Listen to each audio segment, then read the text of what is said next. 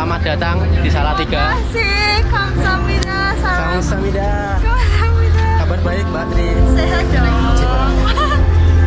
Yang lain mana? Yang lain pada di sana. Here we are, united. Now here comes the wind. You release your fire. Our hearts opening, and you feel us with power from heaven. You feel us now.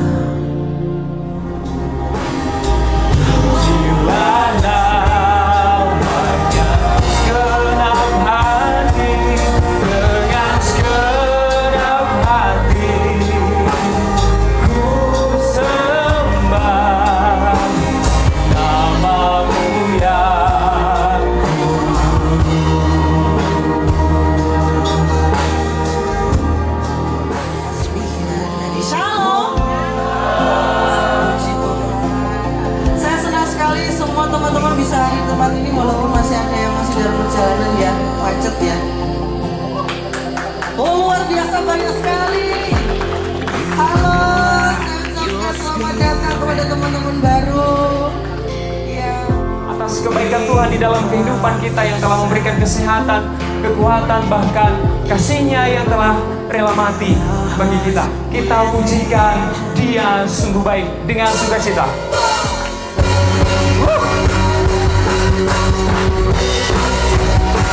Jangan ragu-ragu, ayo semuanya sukacita.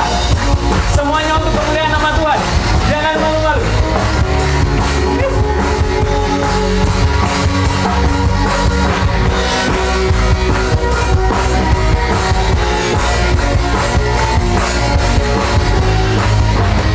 Katakan Dia mati bagiku.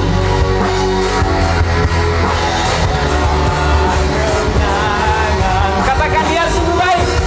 Dia sungguh baik. Dia sangat baik. Yesus, Dia baik bagiku. Dia sungguh baik. Dia sangat baik. Yesus, Dia baik bagiku. Ayo teman-teman yang di pojok, yang di belakang, jangan ragu-ragu, kita bersukacita bersama-sama untuk kemuliaan nama Tuhan. Dia sungguh baik, Dia sangat baik. Amin. Yesus, Dia baik bagiku. Dia sungguh baik. Dia sungguh baik. Dia sangat baik. Yesus, Dia baik bagiku. Berikan kemuliaan untuk nama Tuhan.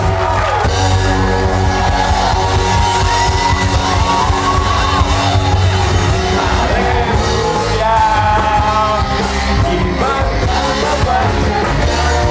Kita lebih dari pemenang. Yuk semuanya tangannya di atas, tepuk tangan untuk Tuhan. Biarkanlah pastinya Yesus Raja segala raja. Oh haleluya, haleluya. Langitlah bersamaku dalam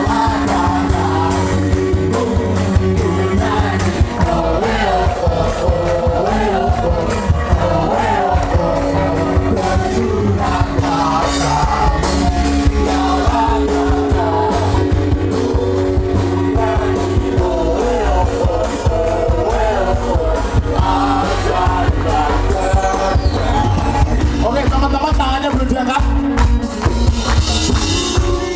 Oke, kalau saya bilang oyo, teman-teman bilang oyo ya. Oke, siap?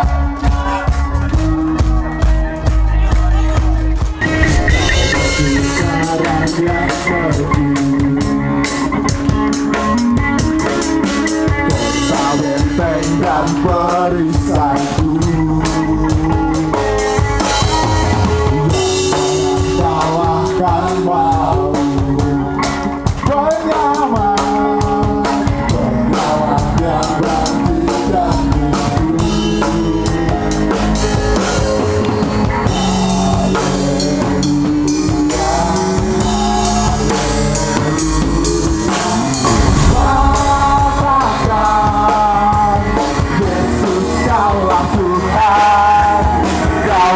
dan pemenang bersorak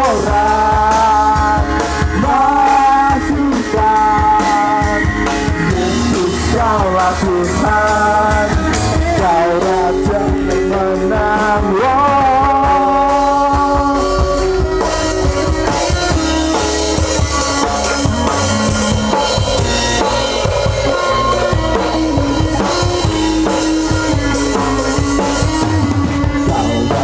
Garam yang teguh, kota benteng dan perisai. Lagi rajaku yang duduk di tahta, aku muliakan dan kuagungkan. Kau hayati semua.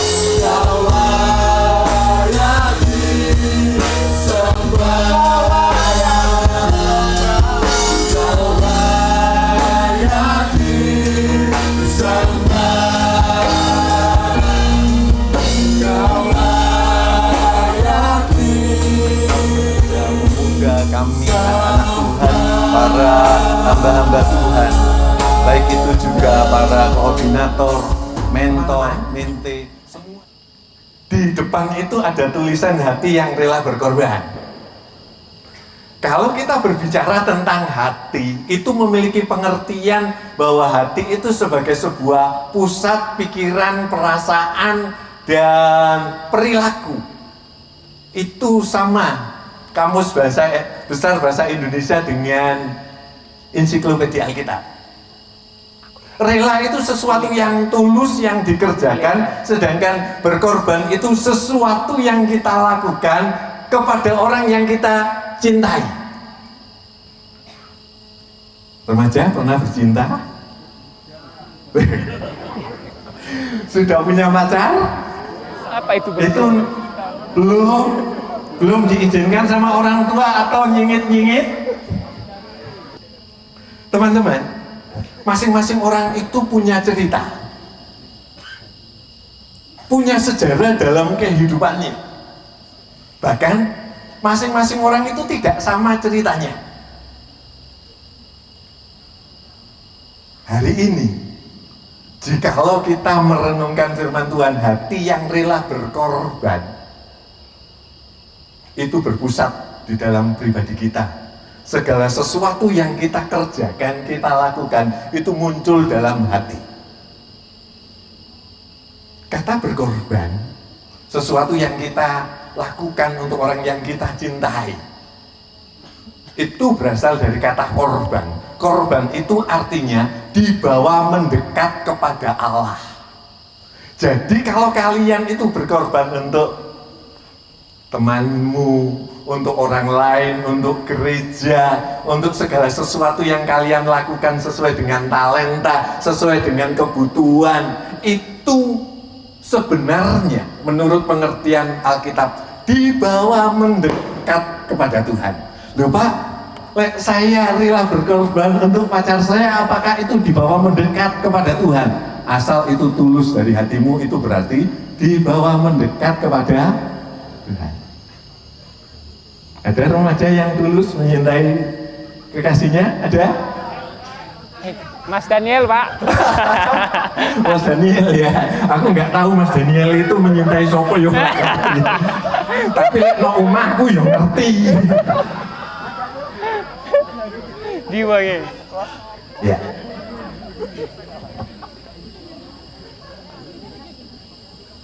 Tuhan Yesus itu rela berkorban. Ia rela berkorban untuk kehidupan keselamatan umat manusia, termasuk saya dan teman-teman semua. Bahkan pengorbanannya itu sampai berdarah-darah. Pernahkah kita merenungkan apa yang sudah kita korbankan untuk setiap pelayanan kita? Atau kita melayani dengan hati yang menggerutu, kok aku tok wae yo. Sing main musik kok aku tok ae, sing singer kok saya saja. Atau kok saya harus memperhatikan orang lain? Siapa sih yang memperhatikan saya? Ketika kita berbicara pengorbanan, itu berarti segala sesuatu yang harus kita kerjakan dengan tulus dan ikhlas. Menyintai sesama kita, menyintai teman-teman kita tanpa adanya kerelaan untuk berkorban, itu tidak memiliki nilai apa-apa. Demikian juga dalam setiap kecintaan kita kepada Tuhan, kecintaan kita kepada pelayanan, kecintaan kita terhadap jiwa-jiwa itu tanpa sebuah pengorbanan yang sukarela dengan segenap hati, tidak memiliki arti yang sesungguhnya untuk bisa dibawa mendekat kepada Tuhan. Gitu. Sehingga tanamkan di dalam hati kita hati untuk rela berkorban itu. Pertanyaannya dimulai dari mana? Seorang hamba Tuhan, pendeta, pembantu pendeta, pendeta muda, itu harus rela berkorban. Seorang misionaris, seorang penginjil, bahkan majelis gereja, kemudian para koordinator, mentor, mente, itu harus ditanamkan di dalam hati kita untuk kita rela berkorban. Baik itu melayani pekerjaan Tuhan atau memperhatikan sesama kita. Tanpa itu tidak memiliki sebuah arti yang sesungguhnya. Teman-teman, ketika kita sudah berbicara tentang berkorban, itu sesuatu yang bisa kita berikan kepada orang lain. Yuk kita renungkan. Apakah engkau sudah memberikan yang terbaik, rela berkorban di tempat engkau melayani? Apakah itu benar-benar keluar dari hati yang sudah tulus, dari paling dalam, dari hati kita yang paling dalam? Atau terpaksa? Hari ini firman Tuhan mengingatkan kita supaya hati kita itu rela berkorban. Sikap rela berkorban dari Tuhan Yesus menjadi teladan yang sempurna di dalam kehidupan kita. Sehingga Berkorban itu harus dengan tulus hati. Gak usah banyak ngomel-ngomel ya. Gak usah banyak ngomel. Walaupun kadang kita sakit. Coba saya mau tanya. Pernah berkorban untuk teman? Pernah dibalas dengan ya pahit atau nggak enak di dalam hati kita? Pernah? Marah enggak? Ini marah, ada enggak? Ya bersyukur. Setiap pengorbanan kita tidak selamanya itu bisa dibalas dengan baik. Bahkan kadang kita dicaci maki. Tetapi ketika kita ingat apa yang kita kerjakan murni dengan sebuah motivasi untuk kemuliaan nama Tuhan, sekalipun hati ini rasanya seperti diparut, tahu parut ya? Terluka, tetapi ada sebuah kebahagiaan yang bisa kita kerjakan. Tidak mungkin kita bisa menikmati sesuatu yang indah, yang bahagia, yang merasa sukacita di dalam hati kita tanpa sebuah pengorbanan yang begitu rela di dalam hati ini.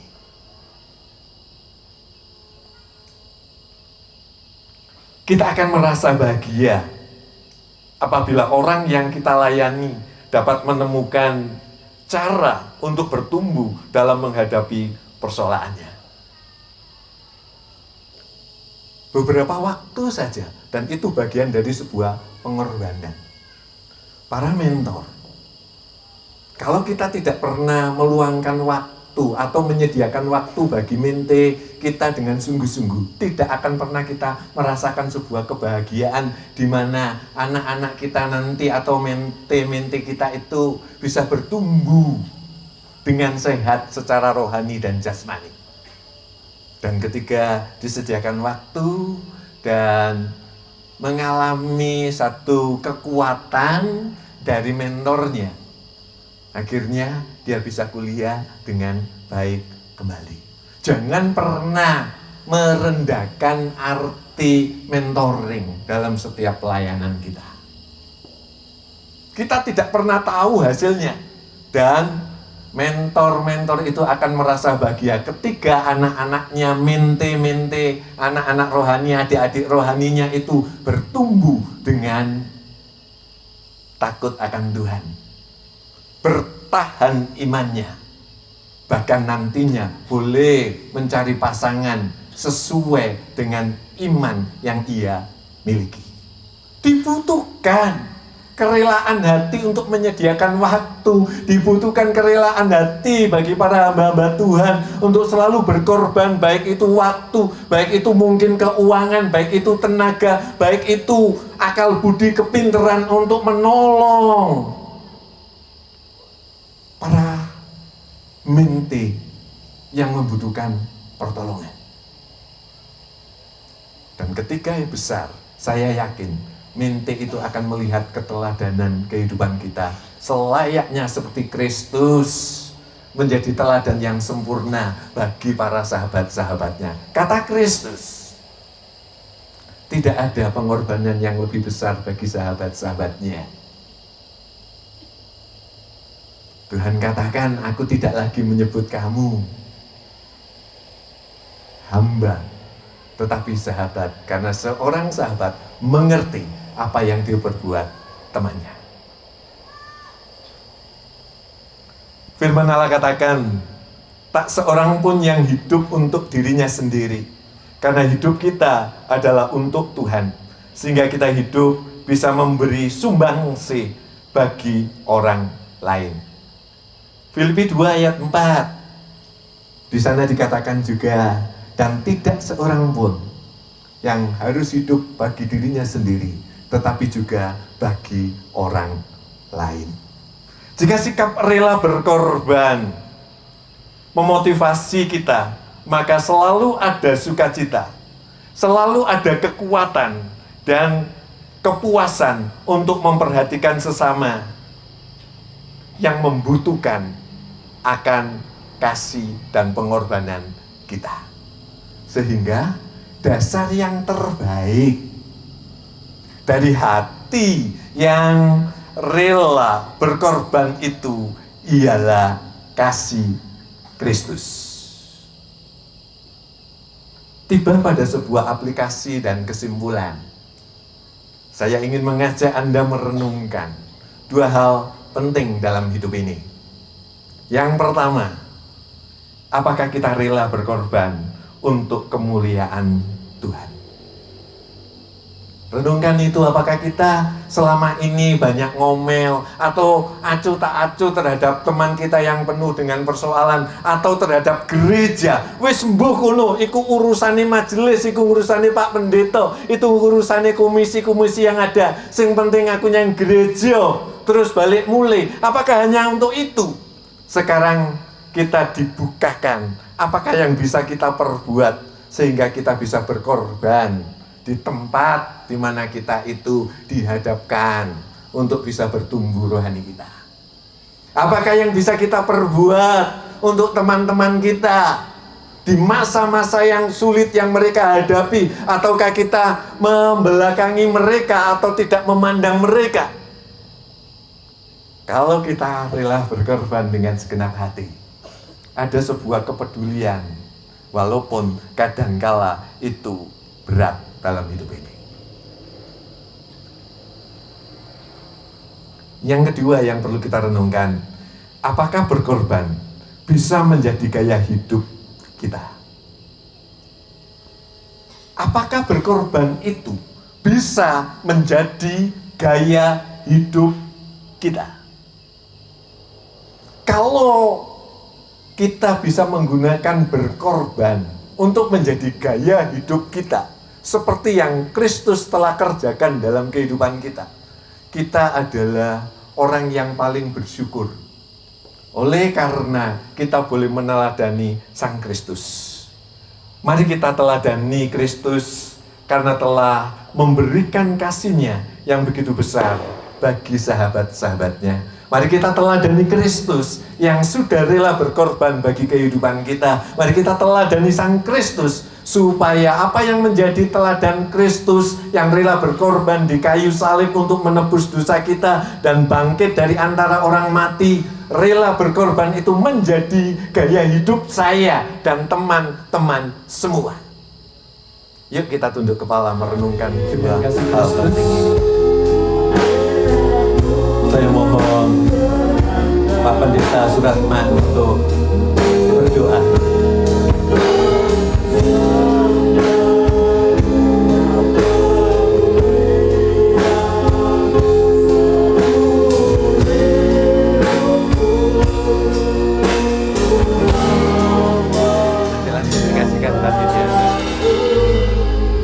Kau merelakan nyawamu untuk menebus dosa kami, ya Tuhan. Dan biarlah itu menjadi pola dalam kehidupan kami sebagai umat tebusan-Mu, sebagai pribadi-pribadi yang telah menerima kasih-Mu yang luar biasa. Supaya kami terus belajar dari waktu ke waktu. Nothing else compares to being here with you.